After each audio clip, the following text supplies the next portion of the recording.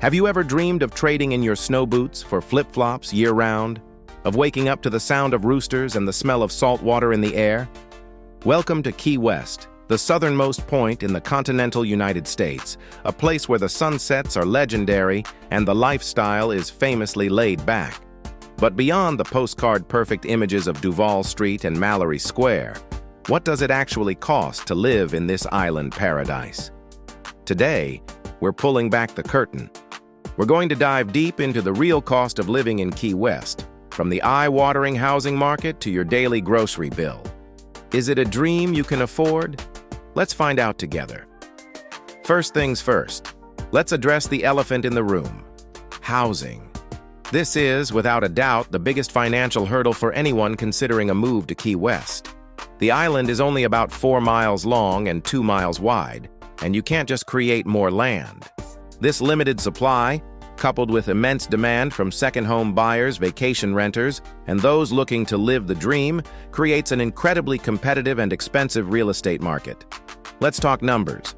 If you're looking to buy a single-family home, even a small, historic conch house, you're likely looking at a starting price well over $1 million. And that's often for a property that might need significant renovations.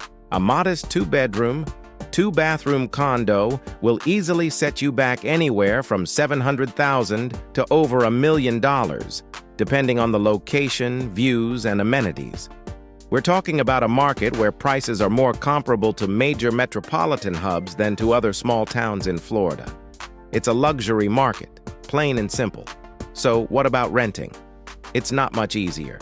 The rental market is just as tight. A simple 1-bedroom apartment can easily command rent of $3,000 a month or more. A 2-bedroom? You could be looking at $4,000, $5,000, or even higher, especially for a well-located, updated unit. Many locals find themselves in a constant search for affordable housing, often having to take on roommates or live in less-than-ideal conditions just to make ends meet on the island. This housing crunch is the single biggest factor that shapes the cost of living and the daily lives of residents here. Now let's move on from housing and talk about your day-to-day expenses. You might think, okay, housing is expensive, but surely other things are cheaper? Well, not exactly. Remember, everything you buy in Key West has to get there first. Almost every single item, from your morning orange juice to the gasoline for your car, has to be trucked down the overseas highway. That long journey adds a significant cost to virtually every product on the shelves. When you walk into a grocery store like Publix or Winn-Dixie in Key West, be prepared for a bit of sticker shock. A gallon of milk, a loaf of bread, a carton of eggs, you can expect to pay about 20 to 30% more for these staples than you would on the mainland. Fresh produce, in particular, can be quite pricey due to the transportation costs and the need to keep it fresh. Many locals become savvy shoppers, looking out for sales, using coupons, and sometimes even making stock-up trips to stores in Marathon or even Homestead on the mainland to save money. Dining out also reflects this reality. While there are some great local spots, the prices at most restaurants, especially in the tourist-heavy areas, are geared towards vacationers' budgets, not a resident's daily wallet. So, with high housing and living costs, what kind of amenities do you get for your money? This is where Key West truly shines and where the value proposition comes in. You're not just paying for a roof over your head, you're paying for a lifestyle. The biggest amenity is the island itself. You have world-class fishing, diving, and snorkeling right at your doorstep. The weather is beautiful almost year-round, meaning your backyard is a tropical paradise perfect for boating, paddleboarding, or just lounging on the beach. The community is another huge plus. Key West has a vibrant, eclectic, and tight-knit community with a one-human family philosophy. There's an incredible art scene with numerous galleries, theaters like the Waterfront Playhouse, and live music everywhere you turn. There are festivals and events happening constantly, from Fantasy Fest and Hemingway Days to local Goombay festivals. The island is incredibly walkable and bike-friendly, which is a major quality of life booster. You can get almost anywhere you need to go on a bicycle, reducing your reliance on a car. This sense of community and the endless array of outdoor and cultural activities are the intangible benefits that make the high cost of living worthwhile for those who call Key West home. Let's talk about travel and getting around. While you might not need a car for daily life on the island, you'll definitely feel the island's isolation when you want to leave. Key West has its own international airport, but flights can be limited and expensive compared to major hubs like Miami or Fort Lauderdale. Many residents opt to make the scenic, but long, drive up the overseas highway to one of those larger airports for better flight deals. That drive, while beautiful, is a 3 to 4 hour journey one way, and that's without traffic. This island isolation is a double-edged sword. It's what protects the unique culture and relaxed pace of life in Key West.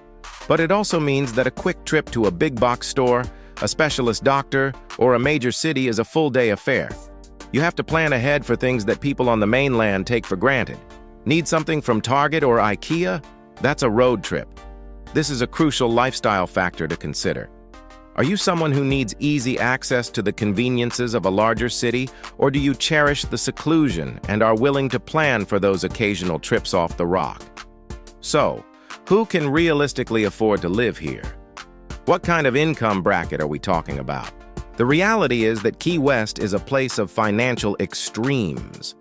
On one end, you have a significant population of wealthy retirees, successful business owners, and remote workers in high-paying fields who can comfortably afford the multi-million-dollar homes and luxury lifestyle. They may only live here part-time, further tightening the housing market for full-time residents. On the other end, you have the backbone of the island's economy, the service and hospitality workers, bartenders, servers, hotel staff, boat captains, and retail workers who make the tourist experience possible. For this group, life can be a serious struggle. Many work 2 or even 3 jobs just to afford their high rent. They often live with multiple roommates and have very little disposable income left after covering their basic necessities. The phrase "paradise is not cheap" is a daily reality for them. Then there's a middle group, professionals like teachers, nurses, and government workers who often find themselves caught in the middle, earning too much for assistance but not enough to live comfortably without careful budgeting. It takes financial discipline and often a dual-income household to make a middle-class life work in Key West. In conclusion, living in Key West is a choice that's less about finances and more about priorities. If your primary goal is to build wealth, save money, and have a low cost of living, Key West is probably not the place for you. The financial pressures, especially from housing, are real and significant. However, if you prioritize lifestyle over square footage, if you value community, culture, and endless access to the ocean above all else, then the high cost might just be a price you're willing to pay. It's for the person who would rather spend their Saturday on a boat than at a mall, who finds joy in a sunset celebration at Mallory Square, and who wants to be part of a unique, vibrant, and accepting community. It requires financial creativity, and for many, it involves sacrifice. But for those who fall in love with the island's charm, there's simply no other place on earth they'd rather be. Thank you so much for joining me on this deep dive into the cost of living in Key West. I hope this gave you a realistic picture of what it takes to live in this beautiful but expensive piece of paradise. If you found this helpful, please give this video a thumbs up. And don't forget to subscribe for more content.